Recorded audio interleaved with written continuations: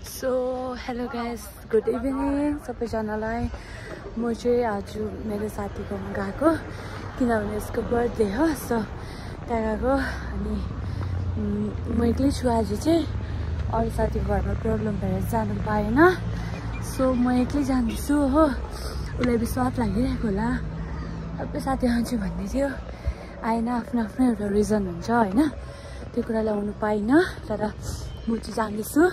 फेरि सबै साथीहरूले मन दुखाउँछ किनभने साथीहरू त हो होइन, उसको सुख दुःख अब सबैमा साथ दिने भन्ने कुरा। अनि म चाहिँ मन दुखाओस् भनेर जाँदैछु। सो अहिलेको लागि बाई बाई। के गर्छौँ यहाँबाट मेसेजहरू दिइराख। आइन होइन, अब दिन बोल्दिनँ अड्डी। त्यसो न भात पासु भात अड्डी। त्यसरी भन्छ। अड्डी चाहिँ नभन नि, बिचरा पापाले कराएछ नि त। खोइ शीतल चाहिँ अन्त शीतल पनि बिमार भयो अरे। माने फोन पनि उठाउँदैन। अरे आएन भने फोन त उठाउनु सक्छ नि। तिम्रो फोन स्विच अफ छ अरे। साँच्ची म कल गरौँ? गर, साँच्चीमा स्विच अफ थियो भन्दै थियो। यहाँ हेर कसरी चाहिँ स्विच अफ हुन्छ। यहाँ हेर अघि तिम्रो लास्ट कल पुष्पा, त्यहाँदेखि गरेको छु। अनि तिम्रो फोन स्विच अफ बतायो, मैले कल गरेको कि फोन चाहिँ स्विच अफ भयो भन्दैछ। बोल्दिनँ। सो गाइस ऊ चाहिँ पुरा मन दुखाइरहेछ हो। बर्थडे गर्छ रेडी पनि भएको छैन रहेछ हो। छिटो छिटो रेडीमा दुईजना भनेर केक काट्नुपर्छ। लौ के भनेको नानी रहेछ लाउँछ। सो बर्थडे गर्ल चाहिँ पुरा मन दुखाए साथीहरूसँग।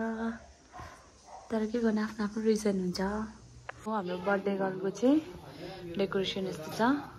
बिचार रेडी भइरहेछ। यहाँ चाहिँ नाना र म छौँ, बसिरहेको छु। कोही पनि छैन है, हामी चाहिँ दुईजना मात्रै। हाम्रो पो बर्थडे त चाहिँ बर्थडे गर्ल कहाँ हरायो। अब हामीले सुरु गर्ला रहेछ बर्थडे गर्ल हौ छिटो। सो फाइनली बर्थडे गर्लको केक आइसक्यो। हामी यति बेसी वेट गर्दा गर्दा बर्थडे गर्ल चाहिँ यहाँ राम्री भएर बसिरहेको छ। ए फेरि राम्री देखिहाल्यो। ए हल्का पोस्ट दिन थालिहाल्छ। फोन पोस्ट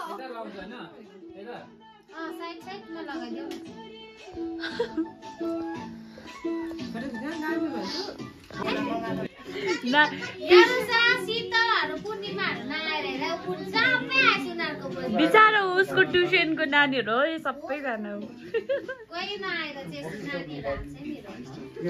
नानीहरू आउनु ठुलो कुरा हो। यहाँ नाना पनि छ। नाना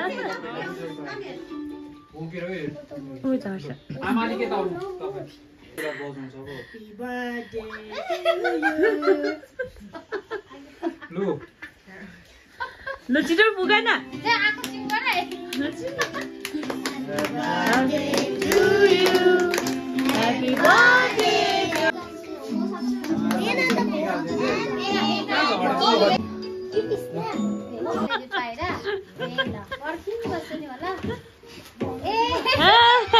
खुसी भयो अरे अहिले चाहिँ।